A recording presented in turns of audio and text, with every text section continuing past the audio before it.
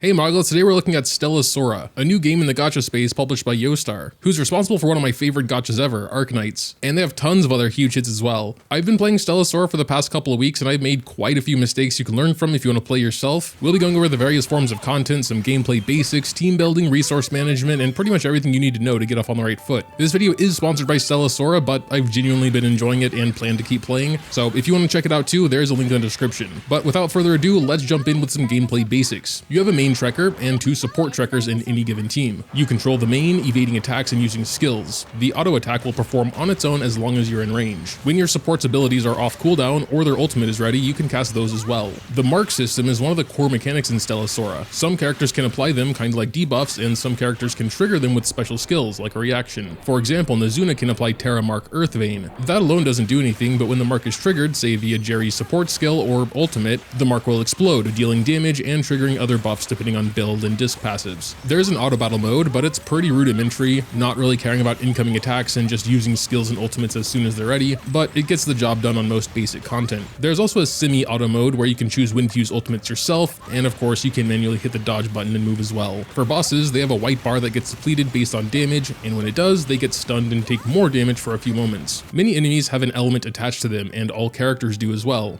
Based on the elements interacting, you'll do more, less, or equal damage. On the surface, the mechanics are pretty simple, but it can go quite deep. Talking about content, they have a really interesting system called Ascension, where you take your team through various floors, fighting enemies, collecting buffs called potentials, and stats called music notes. And at the end of it, the team you use to clear this content is essentially a loadout you use in the rest of the game, with all the buffs and abilities you acquired in the run. Music notes are one of the core items in Ascension. You gain these somewhat randomly by defeating enemies or buying them in the shop, and they not only provide certain stat increases based on their type, but also buffs depending on your equipped discs, which we'll talk about later. At the end of the run, your team will get a score and rank based on what you got during the run. And something I figured out while trying to get a rank 25 run for a specific mission in Ascension is that music notes, even ones that aren't required for disc buffs, do quite a bit more for your score than potentials, at least in terms of coin cost at the shop. Though obviously for a really strong team, just getting the right potentials are much more important. Anyway, once you clear a difficulty for the first time, you can use a ticket to redo the stage much faster if you want a different loadout or team composition. You're given quite a lot of these tickets, and I've personally never had to run the same difficulty twice. When you no longer need a loadout, you can destroy them for currency to be used in the shop, though there is a weekly limit on how much of this currency you can acquire. I think one of the most important things to talk about now is actually acquiring a team. Like I mentioned, a team is made up of 3 characters, and due to the way buffs, discs, characters, and elements interact with each other, single element teams are usually the best. There are some exceptions to this rule, however, as some units, regardless of their element, have interesting potentials via Ascension. One example is Tilla, a Lux trekker that I use in my Terra Mark team, since she provides a huge buff to mark damage regardless of element. You get some starter characters as you play the game, and some character selectors we'll talk about later, but you'll mostly acquire characters via Gacha. They have a system in place where you can do 20 tin pulls, saving the best 5 results, and ultimately choosing one. This is a built-in reroll mechanic, though real rerolls are pretty easy as well, as they have a guest login, at least on mobile. Your goal here is to get a 5-star DPS or Vanguard unit. The general consensus is that this should be Jerry, Minova, or Nanoha, and if you can get a 4-star of the same element, that would be a bonus. They've given rewards through mail like Anne, a 4-star Ventus trekker, and her disc counterpart, 1700 Stellanite Dust, and 110 pulls, mostly for the exclusive banners. Point is, some of these rewards are available right at the start, so summoning on the normal banners before finishing a solid team with the built-in reroll mechanic is usually best. Speaking a bit on gacha mechanics in general, the 5-star drop rate is 2%, and there's 2 pity systems in place. The first one is for the exclusive banner character at 120 pulls. This is totally independent from everything else. It doesn't take up a summon spot, and you simply claim the character after 120 pulls,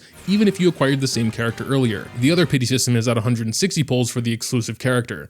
Any 5-star obtained before this point has a 50-50 chance of being the exclusive character. The former claimable exclusive character pity doesn't carry over between banners, but the latter 160 pull guarantee does, from exclusive banner to exclusive banner. You'll also get a 4-star character selector early on via Tyrant Growth, and a 5-star character selector on the day 5 login, making routing out your first couple of teams much easier. Once you have a team you're happy with, resource management comes into play. The main character of your team, the DPS, generally wants the highest priority when it comes to level and skill investment. Through Tyrant Growth, you get a lot of resources to level up your characters, but some caution should still be taken to ensure you still have some left over when you start working on your next teams, which you'll really want for later game content. If you want to be efficient, it's worth knowing which characters' levels really matter and whose don't as much. Leveling your characters also unlocks higher level skills and allows them to take part in higher level commissions, so it's never an outright waste, but it's best to know who has priority. When it comes to skill raising, something that took me an embarrassing long time to figure out is that main skill is only relevant for the main character on the team. The only skill that everyone can use is the ultimate, while naturally supports use the support skill. Not everything a character can use necessarily needs to be raised though. Like in Chitosa's case, I'm running her almost purely as an auto attack DPS, so her auto attack is important, but the ultimate and main skill less so. Discs are the main equipment in Stella Sora, providing base stats and abilities that are heavily tied to the element of the disc. You can equip 3 main discs and 3 support discs to a team. Main discs provide a main passive called the melody skill and additional passives called harmony skills. The melody skill is static and has no requirements. The harmony skills need to be activated by acquiring the correct type and amount of music notes during an Ascension run, and they can be further leveled up with more of the same. Support discs only provide their base stats and specific music notes you'll start your Ascension run with. As for actually getting discs, you get a few 4-star selectors through playing in missions, and even a couple 5-star selectors through the day 5 login and the starter event. If you choose to buy the battle pass, as I did since I feel it offers good value, there's another 5-star disc selector in there. When using these selectors, make sure to read them and understand what your team needs, and which buffs would actually be helpful. A disc mainly providing skill damage increase for an auto attack built Chitosa, for example, is a little less useful. For the 4-star selectors, they can be used to round out your main team's discs, just make sure to choose the appropriate element. Besides that, you can get several discs through various content and events. There is of course Gacha for discs as well, though generally spending Stellanite Dusk on disc pulls is not recommended, since there are a lot of other ways to get discs. And for every 10 pull you do on the character banner, you get a free disc pull, with the first 10 pull on a new banner giving you 3 pulls instead. Talking about other resources now, energy is the refills over time resource, though you only need it in bounty trial for the various character and disc materials. Its other main purpose is providing XP for your account level when used, which is important for unlocking the rest of the content and allowing you to further increase the level of your trekkers. Energy refills, should you do it? Generally, if you're a pure F2P, the answer is almost always no.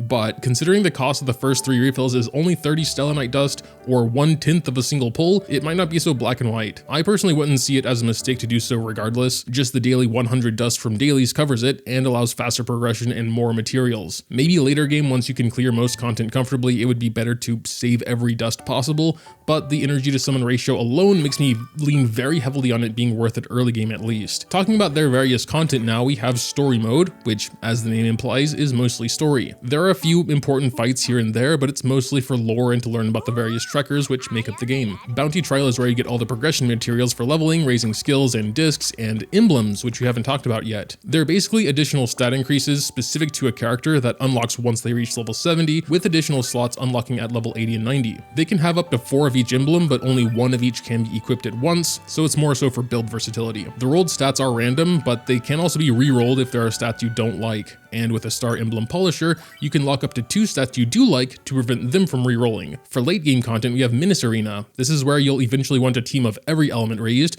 due to having element-specific chambers here. In a nutshell, they're towers with tons of floors that progressively get harder, with a boss floor in between every 10 floors. Next is Proving Grounds, very tough boss fights, plain and simple. You get 3 entries per week, and they drop materials required for getting skills past level 6. Cataclysm Survivor is probably my favorite content, though all stages prefer 2 specific elements, so you'll definitely need at least a couple of teams to do much here, especially once you move on to hard mode, which requires 2 different teams at once. The gameplay involves fighting several waves of enemies, with an elite wave near the middle and a timed boss wave at the end. You level up as you defeat enemies and gain buffs, and there's also helpful items that drop from enemies. These can heal you, restore ultimate energy, reduce skill cooldowns, or deal huge damage. As you clear stages, you get medals to spin in the shop for special 5-star discs or level up materials. Boss splits is probably the most late game content, as even still my performance here is pretty lackluster. It's also probably one of the most demanding in terms of skill. In essence, it is a boss fight, but there are technical challenges that award you additional points if you pull them off. In Litha Beauty, for example, you need to dodge or summon tornadoes to get extra points. The main reward here is Stellanite Dust, the premium currency of the game. Besides that, there's also usually a special limited time event running. You also get a special currency to use in its shop where you can acquire more 5-star discs or other materials. And now for a pretty random section on Affinity, because I didn't know where else to put it. You can raise the affinity of your trekkers to unlock special stories, voice lines, graphics, etc. etc., but also stats, so I did want to talk about it for a second. Besides doing various character-specific missions to increase affinity, you can give up to 10 gifts per day, and invite up to 5 trekkers to various locations as long as their affinity is at least 6. You can give an extra gift at the end of the date, which gives twice as much affinity as usual, so it's ideal to save the best gifts for this. But yeah, that'll do it for today. I'll continue to play casually as I'm honestly just enjoying the game. Running through Ascension, trying to min-max my potentials and get the strongest team I can is quite satisfying. It's also just a cute, chill game I can play for a few minutes or a lot longer if I want to grind out a few arena stages or try to get a better boss blitz score, whatever. Again, if you want to give it a try yourself, I'll have that link in the description below. I'll make a few spots in my friends list if you want to shoot a request over. I promise to send you 1 energy, but I do expect the same back. And yeah, if you have any thoughts, feel free to leave them in the comments down below. Thanks, as always, for watching, and until next time.